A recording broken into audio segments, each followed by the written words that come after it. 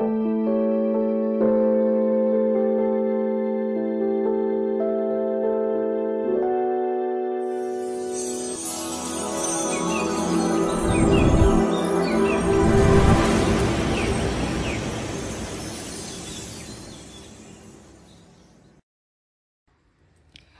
mừng các bạn đã đến với kênh móc len của Dương Liệu Handmade.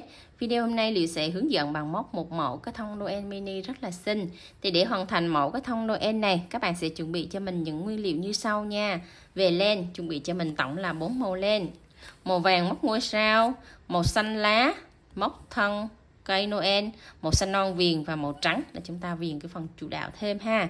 Kim móc mình hướng dẫn hôm nay là 4/0 tương ứng với kim 2.5mm ha. Chuẩn bị thêm cho mình cục bom bom để chúng ta trang trí đủ màu. Đây size 1mm và ri băng da lộn để mình làm cái phần nơ nha. Đây là phần tạo thiết kế là cho cái cây thông Noel và một ít bông gòn nữa các bạn để chúng ta nhồi vào trong phần cây thông Noel ha. Còn về cái phần chậu này thì mình có hướng dẫn ở video trước, mình hướng dẫn móc cái chậu trái táo đó các bạn. Thì các bạn sẽ chuẩn bị thêm nguyên liệu là gòn, sỏi, bìa cứng và cái len màu nâu để chúng ta móc cái phần chậu nha. Hôm nay mình sẽ học cái phần cây thông Noel. Thì những nguyên liệu Liễu vừa giới thiệu này Liễu đều có bán ở shop. Các bạn mở vào bài mô tả, mình có để link mua hàng ở phía bên dưới, link Shopee hoặc Lazada cũng được. Các bạn sẽ chọn mua những nguyên liệu Liễu vừa giới thiệu để chúng ta học móc cái mẫu cây thông Noel này nha. Và len mình hướng dẫn đó là Miu Cotton mắc len cỡ sợi 2mm. Rồi chúng ta cùng vào phần bài học với mình nào. Rồi lấy thì lên màu xanh đậm để chúng ta bắt đầu móc cái phần thân cây Noel các bạn nha. Tạo cho mình một nút thắt và móc lên cho mình một mũi móc xích. Rồi móc vào trong cái vòng tròn ma thuật này cho mình 8 mũi đơn. 1 2 3 4 5 6 7 8. Xong 8 mũi đơn, siết chặt cái sợi len ngắn lại nè. Xong chúng ta móc một mũi dời vào ngay trong móc đầu tiên của mũi đơn này để kết thúc xong hàng thứ nhất. Siết chặt. Bắt đầu lên hàng thứ hai, móc lên một mũi móc xích. Chân đầu tiên này chúng ta cũng móc một mũi đơn. Và các bạn sẽ móc đều là mỗi chân móc một mũi đơn hết như vậy cho mình ở hàng thứ hai, là chúng ta cũng có là 8x cho hàng thứ hai nữa các bạn nha.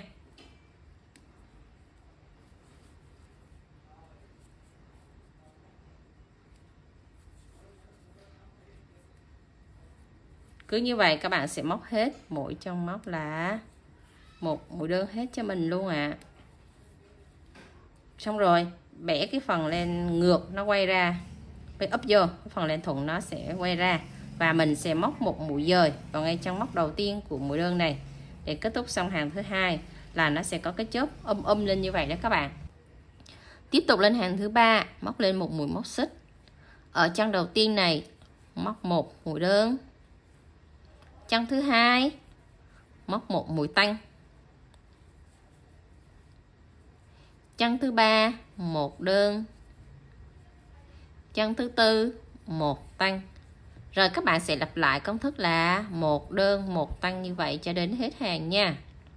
Đó, cứ tương tự như vậy đó các bạn. Nó sẽ tăng tịnh tiến lên sơ sơ để cho cái thông Noel của mình nó có cái độ nhọn ha. Nhớ là chân cuối cùng là chân tăng luôn các bạn. Xong rồi chúng ta kết hàng. Rồi xong hàng thứ ba, lên hàng thứ tư móc lên một mũi móc xích. Hàng thứ tư này chúng ta sẽ móc đều là mỗi chân móc một mũi đơn.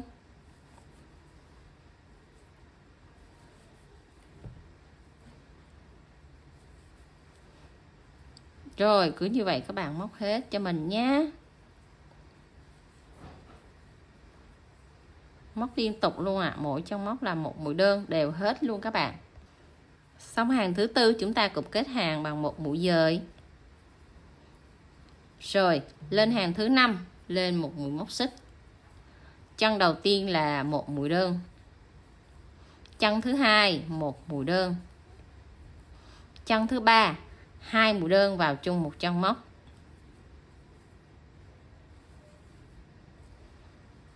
Rồi, các bạn sẽ lặp lại công thức là 2x 1v như vậy. 1x 2x và chân tăng là ở chân thứ ba các bạn ha. Rồi 2x 1v lặp lại như vậy cho đến hết hàng cho mình. Chân cuối cùng luôn luôn là chân tăng các bạn. Rồi chúng ta kết hàng bằng 1 múi giờ nha. Rồi mình đã xong 5 hàng. Đến hàng thứ 6 lên cho mình một mũi móc xích. Rồi chân đầu tiên là một chân đơn, chân thứ hai một chân đơn. Ở hàng thứ 6 này chúng ta sẽ móc đều là mỗi chân móc một mũi đơn thôi, không có tăng mũi. Rồi các bạn cứ móc đều như vậy cho đến hết hàng cho mình ở hàng thứ 6 nha, không có tăng mũi. Rồi kết hàng lại các bạn. Là xong hàng thứ 6 nha. Rồi lên hàng thứ 7 móc lên cho mình một mũi móc xích. Chân đầu tiên này chúng ta sẽ móc một mũi đơn nè. Chân thứ hai một đơn. Chân thứ ba một đơn. Chân thứ tư, lưu ý chân thứ tư này các bạn, sẽ là một chân tăng nha. Đây. Rồi. Ở hàng này các bạn sẽ móc theo công thức là 3x 1v. Lặp lại như vậy cho đến hết hàng. Rồi xong 3x này chúng ta sẽ móc 1v ở đây. Rồi cứ như vậy 3x 1v các bạn. Rồi kết thúc xong hàng thứ 7 mình sẽ kết hàng lại các bạn ha. Rồi xong hàng thứ 7 là mình đã xong cái tầng thông thứ nhất. Để qua được cái tầng thông thứ hai thì các bạn phải chừa 1 mét. Đây tầng thông thứ nhất chúng ta có 7 nè, 2 4 6 7. Đến tầng thông thứ hai thì cái phần này lát nữa mình sẽ hướng dẫn các bạn móc phần mép rìa ra nha. Rồi đến tầng thông thứ hai các bạn sẽ móc tăng mũi lên, và từ tầng nhất cách với tầng 2 này sẽ có một tầng thông rìa ra như vậy. Thì để cái phần rìa này ra các bạn sẽ móc theo công thức như sau. Đây các bạn sẽ lên cho mình một mũi móc xích nha.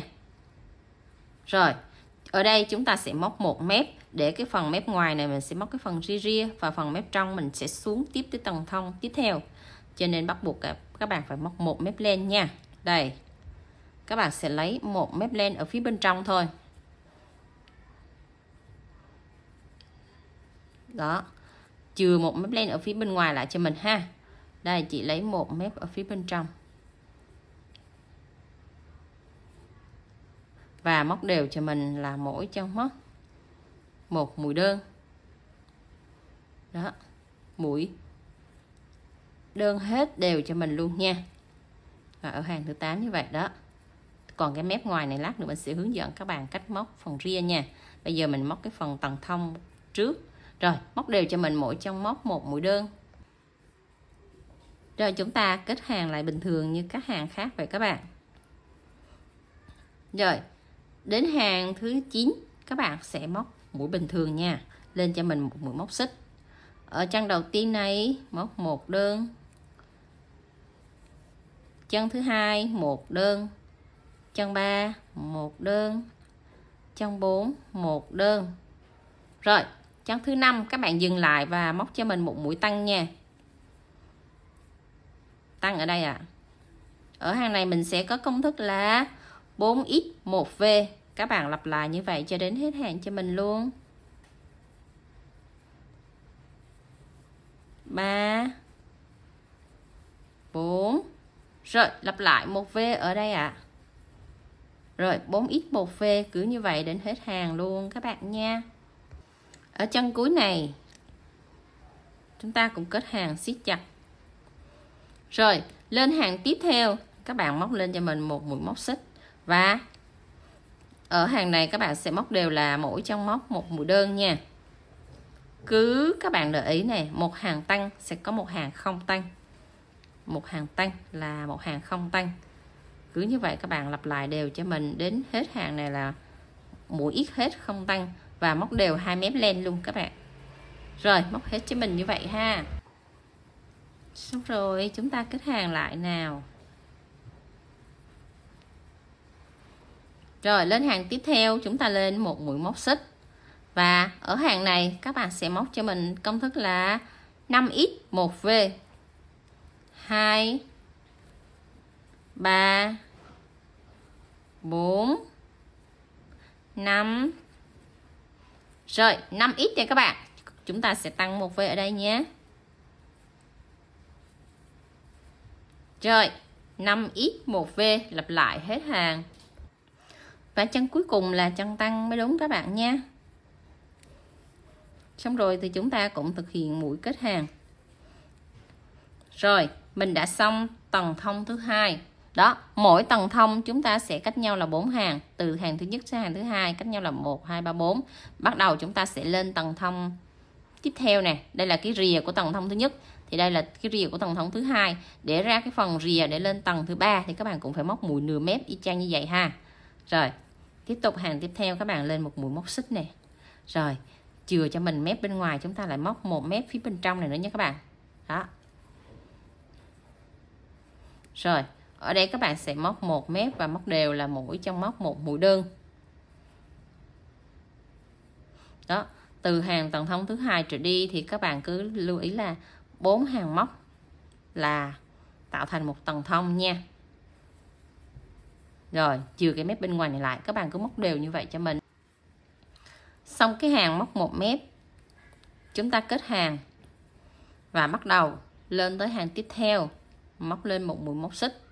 Và ở hàng này chúng ta sẽ móc công thức là 6x 1v, 2, 3, 4, 5, 6. 6x rồi nè các bạn. Rồi chúng ta sẽ móc một chân tăng nha. Rồi, chân tăng đây. Rồi 6x 1v lặp lại như vậy cho đến hết hàng cho mình. Xong cái hàng 6x 1v rồi, chúng ta kết hàng và lên tới hàng tiếp theo, móc lên một mũi móc xích. Và ở hàng tiếp theo này các bạn sẽ móc đều là mỗi trong móc một mũi đơn. Cứ một hàng tăng là một hàng sẽ không tăng. Đó, các bạn lưu ý như vậy, móc cho đến hết hàng cho mình luôn nha. Và chịu khó theo dõi công thức trên màn hình để chúng ta móc đều các hàng cho nó tăng tịnh tiến, nó không có bị thiếu mũi các bạn ha. Rồi ở hàng này các bạn sẽ móc đều hết cho mình, không có tăng mũi nữa, cứ móc đều như vậy hết. Rồi kết hàng lại các bạn ha. Đợi lên hàng tiếp theo, móc lên một mũi móc xích. Và ở hàng này các bạn sẽ lặp lại công thức như sau: 7x 1v. Rồi chân đầu tiên chúng ta móc x trước nha. 2, 3, 4, 5, 6, 7. Rồi 7 mũi x liên tục rồi các bạn. Chân thứ 8 là một chân tăng nha. Đó, 7x 1v lặp lại như vậy đến hết hàng. Rồi xong mình kết hàng lại các bạn. Đó là xong tầng thông thứ hai. Chúng ta ra 4 hàng móc, bắt đầu chia tầng để ra tầng thứ ba nha. Đây này, một đường lằn này các bạn thấy không ạ? Đường lằn ra hàng thứ nhất, đường lằn ra tầng thứ hai. Rồi bắt đầu mình chia tầng ra hàng thứ ba. Thì tại hàng thứ ba này các bạn sẽ móc lên một mũi móc xích. Và ở đây các bạn sẽ móc mũi nửa mép tiếp các bạn nha. Cứ chia một tầng thông là các bạn sẽ móc mũi nửa mép ở cái tầng đó. Rồi nửa mép đây các bạn. Móc đều là mỗi trong móc một mũi đơn cho mình hết nha. Đó. Rồi liên tục từng trong móc và móc mũi nửa mép các bạn ơi. Xong hàng mỗi trong móc một mũi đơn rồi, chúng ta lên hàng tiếp theo. Hàng tiếp theo này sẽ có công thức là 8x 1v. Bạn sẽ lặp lại công thức như vậy ha. 1x, 2, 3, 4, 5, 6, 7, 8. Rồi, xong 8 mũi đơn, chúng ta sẽ có một chân tăng ở đây nha. Này. Rồi, các bạn sẽ lặp lại công thức là 8x 1v như trên màn hình cho đến hết hàng. Và chân cuối cùng này nếu các bạn móc đúng thì là chân tăng nha. Đó. Rồi, hàng tiếp theo, sau một hàng tăng thì là một hàng không tăng. Đây, hàng này thì các bạn sẽ lên một mũi móc xích và móc đều là mỗi chân móc một mũi đơn. Cứ như vậy cho đến hết hàng thôi các bạn nha, không có tăng mũi. Đó, thì quy tắc móc của cây thông rất là đơn giản, cứ một hàng tăng rồi một hàng không tăng, đều như vậy cho đến hết hàng là không tăng nha các bạn. Rồi, mình đã móc đến chân cuối cùng rồi, chúng ta kết hàng lại nha. Rồi, và lên hàng tiếp theo, các bạn sẽ móc lên cho mình một mũi móc xích. Ở hàng tiếp theo này là chúng ta sẽ thực hiện hàng tăng theo công thức là 9x 1v. 3 4 5 6 7 8 9 9x rồi các bạn. Ra chân thứ 10 này là chân tăng ạ. Đây, chân tăng nha. Các bạn lặp lại công thức là 9x 1v cho đến hết hàng. Rồi, mình đã móc xong đủ 4 tầng thông. Các bạn kết hàng lại ở chân cuối này cho mình nha. Đó. Đó, cứ mỗi tầng là cách nhau 4 hàng móc các bạn. Còn cái đỉnh ở trên này thì phải chừa ra 3 hàng móc để chúng ta đính cái phần ngôi sao với cái nơ. Cho nên hàng trên này nó có tổng là 7 hàng móc ha các bạn. Đây. Rồi, bắt đầu chúng ta sẽ móc cái phần đáy.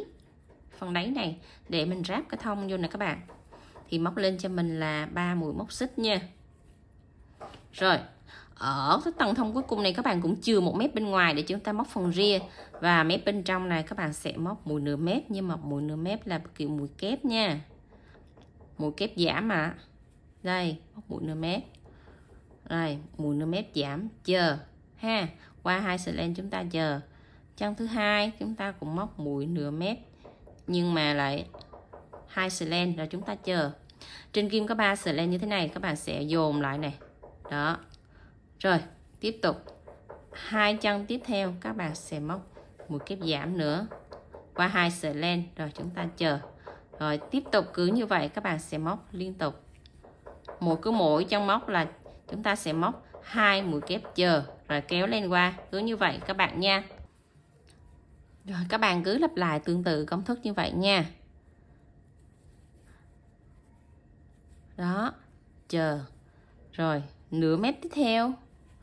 Qua 2 sợi len. Qua 2 sợi len chờ. Rồi các bạn sẽ móc dồn mũi lại cho mình luôn 3 sợi. Đó là các bạn đã có là 6 mũi kép. Nhưng mà là mũi kép giảm, thành ra là ở trên này còn 3 chân móc thôi. Cứ như vậy các bạn móc mũi giảm hết cho mình ở cái vòng này luôn nha. Rồi mình đã giảm mũi xong ở hàng thứ nhất của phần giảm mũi rồi đó các bạn. Kết hàng lại nha. Đó là nó sẽ có cái độ bo ở phần cái thông rồi. Thì lên tới hàng thứ hai các bạn cũng giảm tương tự như vậy luôn ha. Khi mình giảm mũi nửa mép sẽ nó vụp cái phần này vô cái phần đáy của cái thông này các bạn ha. Rồi lên tới hàng thứ hai chúng ta sẽ lên 3 mũi móc xích tiếp theo nè. Rồi chân đầu tiên này chúng ta cũng móc một mũi kép giảm.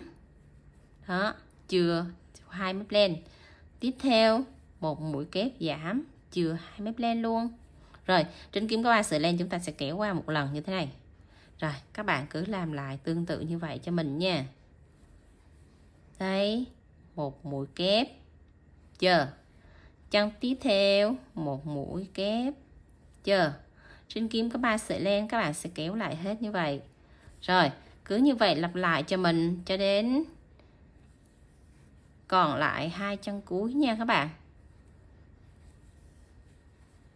Đó, rồi kéo qua. Đó, nó sẽ bo cái phần thân chậu lại, cái phần thân cây Noel lại này các bạn. Rồi mình đã móc đến 2 chân cuối cùng, rồi bắt đầu chúng ta sẽ cho gòn nhồi vào đây nha. Đó. Chừa lại 2 chân cuối, mình nhồi gòn cho thật là căng vào trước, rồi bắt đầu chúng ta móc 2 chân cuối cùng thì nó mới dễ các bạn nha. Chứ các bạn mà cho gòn vào sau cùng thì cái lỗ này nó hơi nhỏ nên mình cho nó hơi khó. Rồi các bạn sẽ cho nó căng đều hết lên đây luôn cho mình nha, đẩy cho nó sát lên trên, ở trên đỉnh này luôn, tròn hết cái thông luôn. Rồi nhồi căng nó sẽ như thế này các bạn, nó ra hình cái thông rồi ha. Rồi đây còn lại 2 chân cuối thì các bạn sẽ móc tiếp theo cho mình 2 mũi kép chờ còn lại nữa nha. Đó, 2 mũi kép chờ còn lại để cho nó lắp được cái chỗ trống này luôn đó các bạn. Rồi móc một mũi dời vào ngay trong móc đầu tiên cùng mũi kép chờ bên này, rồi chúng ta sẽ kéo lên qua đây, kéo hết lên qua luôn các bạn. Xong siết chặt, cắt cho mình một đoạn len có chiều dài cỡ tầm là 10 cm nha.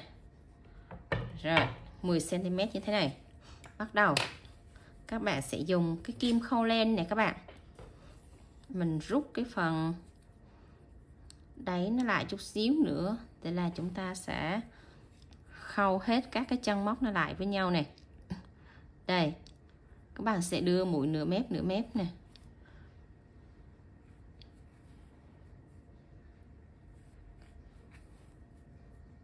siết nó lại chút xíu nữa là được các bạn nha. Đều hết tất cả các chân luôn. Cái khúc này là các bạn móc vừa thôi, không có móc chặt tay quá, để khúc mình siết cái kim này cho nó dễ này. Và lưu ý là các bạn chỉ lấy là nửa mép mà thôi các bạn ha. Này nhìn mình lấy nè, nửa mép len thôi. Đó, nửa mép len đều hết ở tất cả các chân móc nha. Rồi các bạn sẽ nắm cái sợi len mình vừa ấy đó, siết chặt lại ha. Đó, siết chặt lại là các bạn thấy cái lỗ nó tự động nó nhỏ lại. Rồi mình chừa ở đây một cái lỗ tròn chút xíu như thế này, và chừa luôn cái sợi len dư này nè ha. Chừa đó, để lát nữa mình sẽ cho cái cây kẽm nó vào đây để mình cắm lên, tạo thành hình cái thông này đó. Khi mình cắm lên nó đã ra hình cái thông rồi. Rồi chừa sợi dây đó lại cho mình nha. Xong rồi bắt đầu chúng ta sẽ lấy cái sợi len màu xanh non á để mình nối vào và mình móc ra cái tầng thông nha. Đây, cái chỗ mà có cái đường chúng ta chừa nửa mép này các bạn. Đó, ở tầng đầu tiên nha. Các bạn sẽ lấy sợi len màu xanh nối vào và móc lên cho mình một mũi móc xích. Đó. Rồi, ngoắt sợi len. Cái này nó hơi khó móc nên các bạn phải cầm cho chặt nha. Đây, móc vào chân đầu tiên cho mình là một mũi nửa kép luôn. Một mũi móc xích, rồi móc lên cho mình một mũi nửa kép như vậy ha. Đây, mũi nửa kép. Rồi, móc một mũi xích. Một mũi xích. Rồi, đến chân thứ hai các bạn sẽ giấu cái sợi len màu xanh non vào đây luôn. Và móc lên cho mình mũi nửa kép. Và lưu ý mũi nửa kép này các bạn sẽ móc chặt tay thôi các bạn. Rồi. Ha, đến chân thứ ba các bạn lại móc cho mình một mũi nửa kép nữa.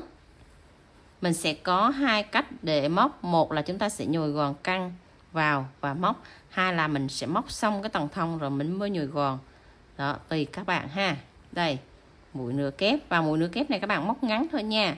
Rồi, mũi nửa kép thứ ba các bạn lại móc một mũi móc xích. Rồi, đến mũi nửa kép thứ tư.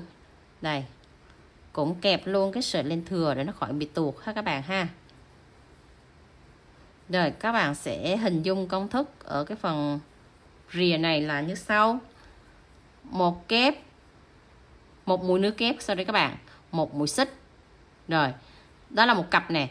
Hai mũi nửa kép ở gần nhau và chính giữa là sẽ có một mũi móc xích.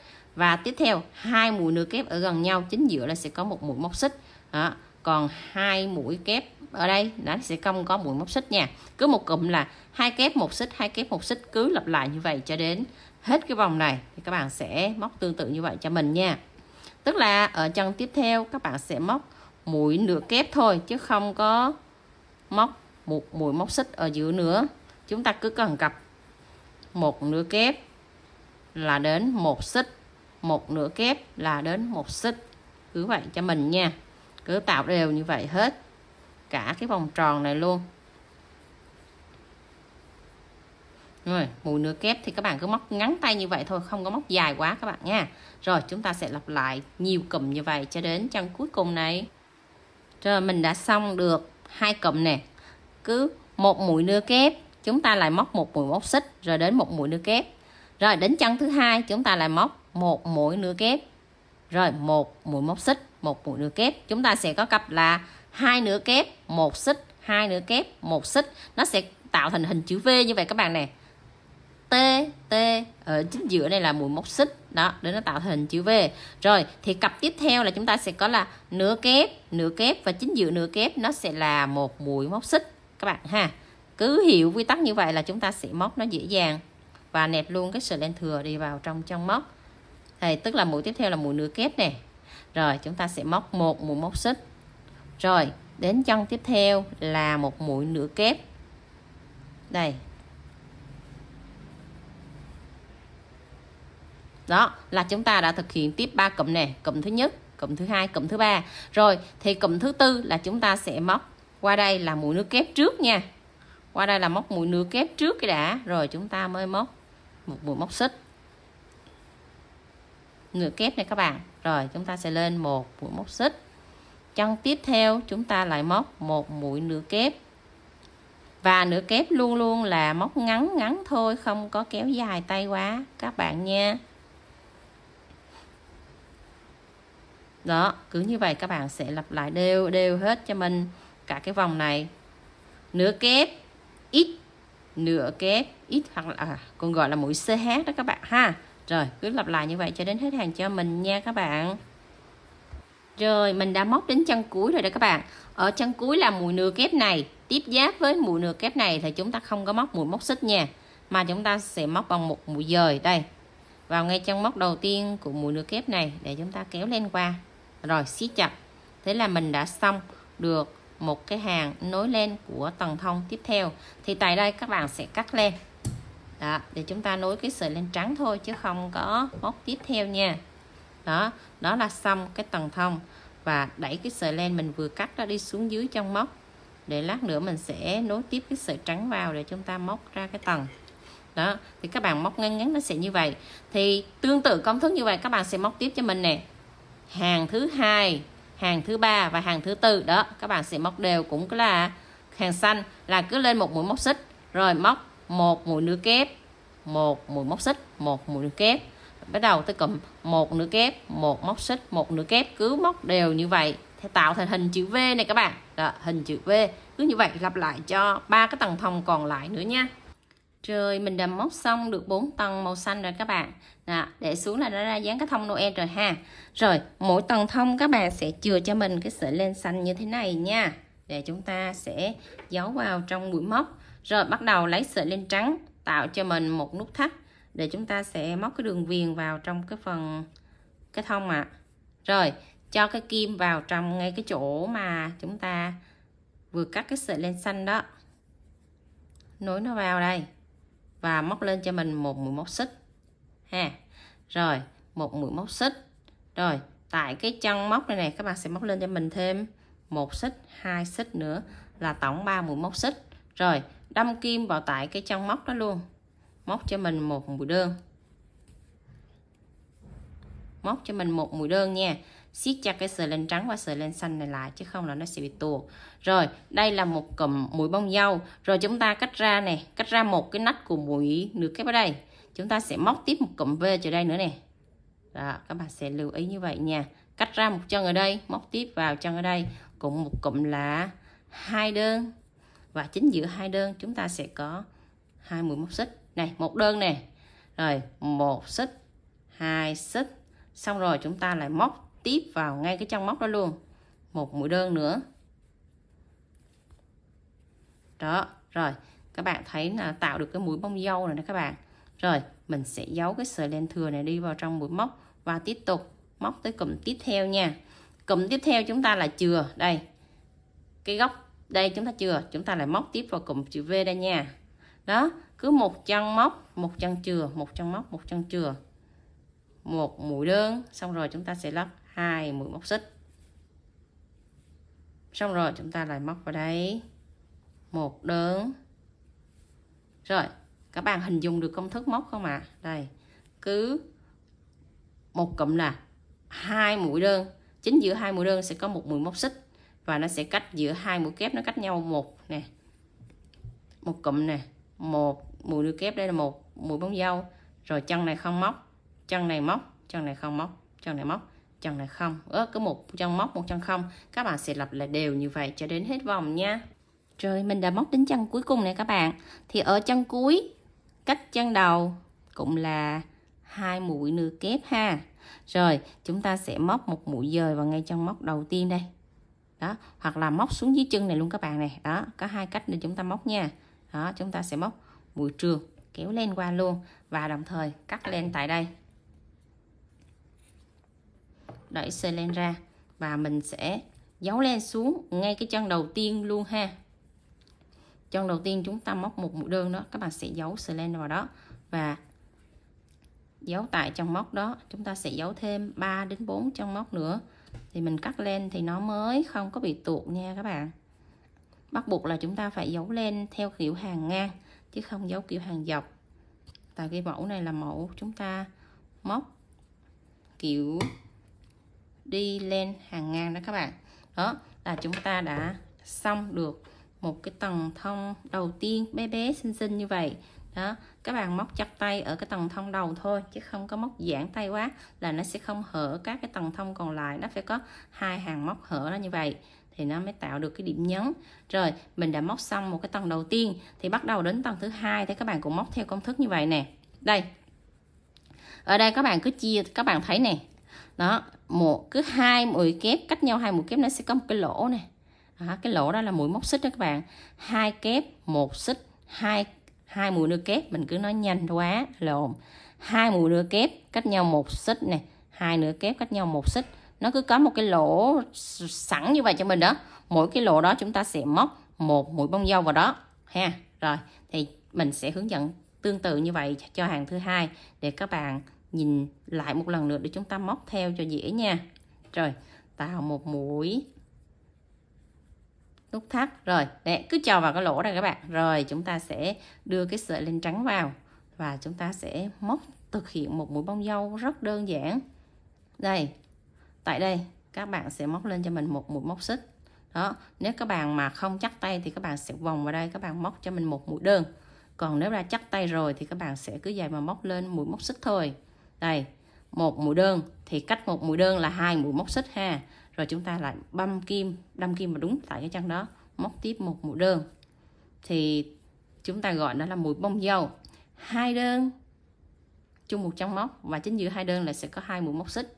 Rồi tiếp tục ở chân thứ hai chúng ta cũng cách 2 mũi nửa kép nè. Ở chân thứ hai này nó sẽ có một cái lỗ sẵn để chúng ta móc vào đây tiếp các bạn.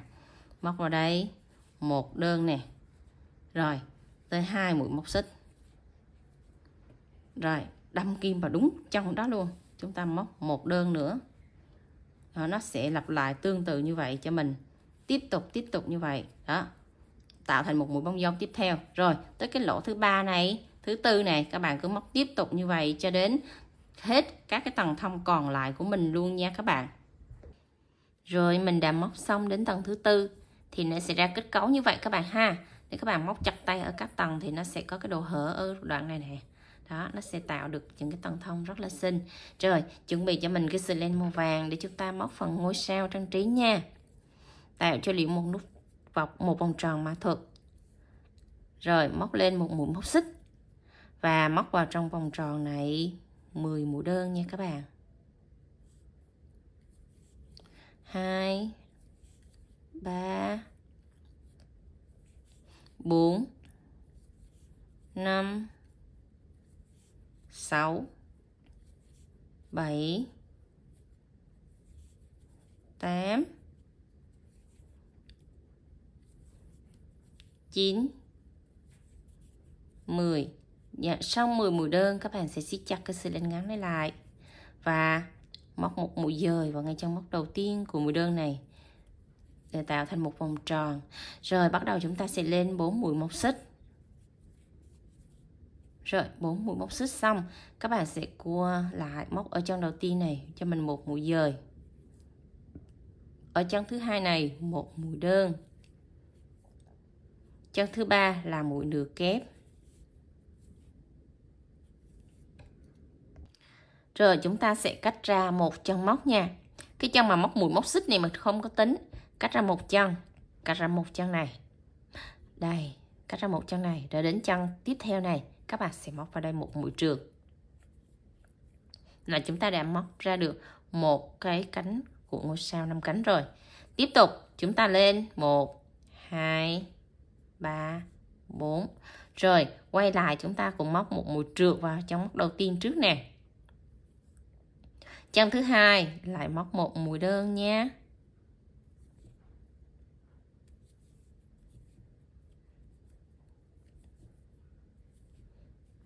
Rồi chân thứ ba chúng ta móc mũi nửa kép đây. Rồi cũng lại cách một chân móc nha. Chân móc mũi móc xích các bạn không tích, cách một chân ở đây, chúng ta đâm kim vào chân tiếp theo ở đây, kéo qua một mũi trượt. Rồi các bạn sẽ móc tiếp 3 cánh còn lại nữa nha. Rồi mình đã móc đến cánh cuối cùng này các bạn. Chúng ta kết hàng bằng một mũi dời vào ngay chân đầu tiên của cánh đầu tiên luôn. Đó, để cho nó khép kín lại, nó được 5 cánh ngay trong vòng tròn này luôn các bạn nha. Rồi cắt lên và đẩy sợi len ra thì chúng ta sẽ đưa cái kim móc này, móc cái sợi len mình vừa cắt này đi xuống phía dưới luôn. Rồi cắt ngắn hai cái sợi len này lại nha, để mình tạo trang trí cho cái ngôi sao cho nó được gọn. Rồi các bạn sẽ sử dụng cùng chung công thức như vậy, móc thêm cho mình một cái ngôi sao nữa là 2 cái thì mình áp nó lại, mình dán nó mới ra được một cái ngôi sao 5 cánh, hai mặt nó đều y chang nhau và nó không có cái chỗ mà len thừa nha. Rồi bắt đầu chúng ta sẽ dán hai cái này lại với nhau này các bạn. Chuẩn bị keo nến và cho một ít keo nó vào trong cái lòng của cái vòng tròn ma thuật trước này các bạn, áp nó vào. Đó. Rồi dán 5 cánh lại với nhau luôn các bạn. Khi dán thì các bạn sẽ lưu ý là cái cánh của bên nào thì các bạn sẽ dán đúng cái cánh của bên đó, thì cái phần ngôi sao của mình nó mới bằng đều hết hai mặt luôn các bạn nha. Rồi các bạn dán tiếp theo như vậy. Xong rồi các bạn sẽ chuẩn bị cho mình một cái bảng ribbon da lộn như thế này, và chúng ta sẽ bắt đầu thực hiện cái phần thắt nơ nha. Đây, các bạn sẽ cầm hai bên cho mình như vậy, chia đều ra hai bên ra, rồi chéo nó lại với nhau và đẩy nó lại với nhau là nó tạo thành hình một cái nơ này. Rồi mình sẽ gút chặt nó lại, rồi chúng ta sẽ điều chỉnh từ từ nha. Đây, các bạn muốn cái nơ của mình to hay nhỏ thì chúng ta sẽ điều chỉnh cái phần cánh này. Đó, siết chặt. Mình sẽ làm thật chậm để các bạn theo dõi trong cái phần thắt nơ này nha. Đó, đây là cái phần điều chỉnh nơ to nhỏ đó các bạn. Đó.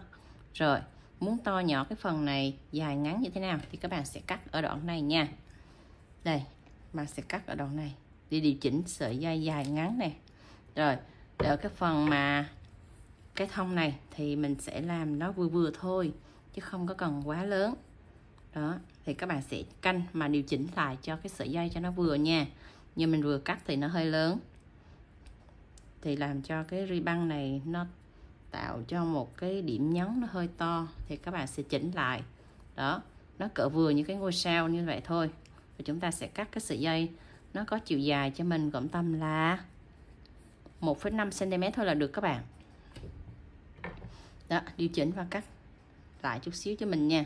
Lúc đầu thì mình phải làm vừa vừa thôi, mình làm ngắn quá là lát nữa mình sẽ khó chỉnh, cho nên là mình phải làm nó trừ hao như mình vừa hướng dẫn như vậy cho chắc ăn nha. Rồi cái đây là cái size nhỏ đây nè các bạn, ướm vào là thấy vừa rồi ha. Rồi bắt đầu chúng ta sẽ dán trang trí nè. Đây, các bạn sẽ ướm cái phần ngôi sao này vào đây. Đó, đây là chúng ta cho keo nến vào thôi. Bắt đầu mình sẽ cho keo nến ở dưới đáy này và ướm vào cái thông, giữ chặt cho nó khô keo. Cái khúc này các bạn phải lưu ý là giữ thật chặt cho nó khô keo, cho nó dính vào, chứ không là nó sẽ bị ngã, nó hở cái ngôi sao của mình nha.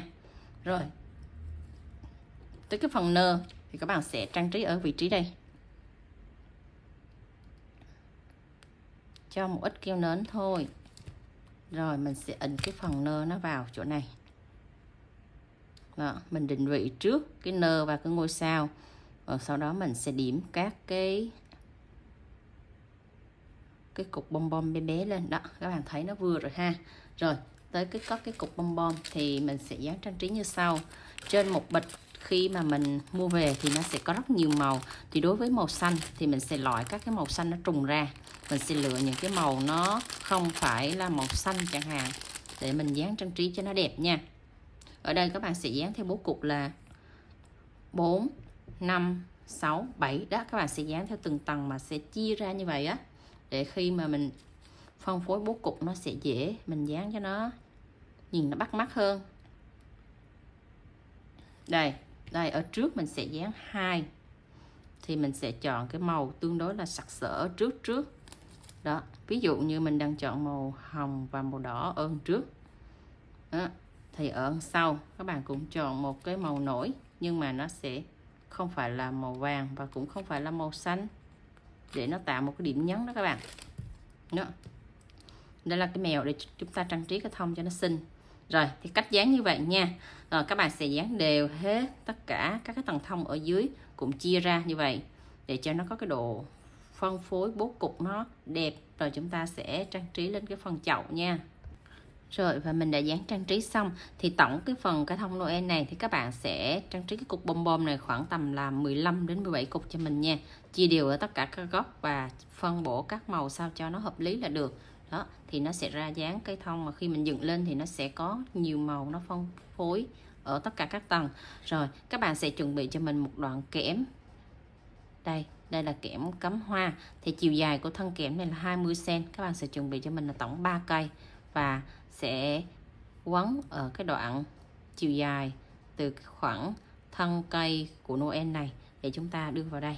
Đây, chiều dài này là khoảng 8 cm, thì các bạn sẽ đút thẳng nó vào cái vị trí của cái phần gốc này, các bạn sẽ đút thẳng nó lên đây.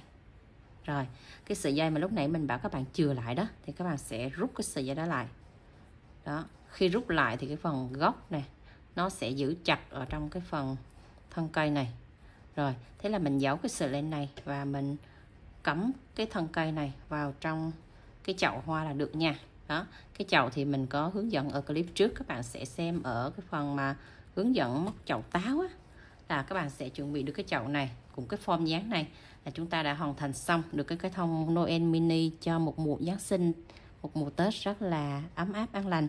Rồi thì mình chúc các bạn móc thành công nha. Nếu có đoạn nào các bạn thắc mắc, các bạn chưa hiểu thì các bạn cứ để lại phần bình luận, mình sẽ trả lời để các bạn hoàn thành xong cái mẫu Noel mini này nha. Rồi bye bye các bạn, hẹn gặp lại các bạn ở những video sau nha. See you.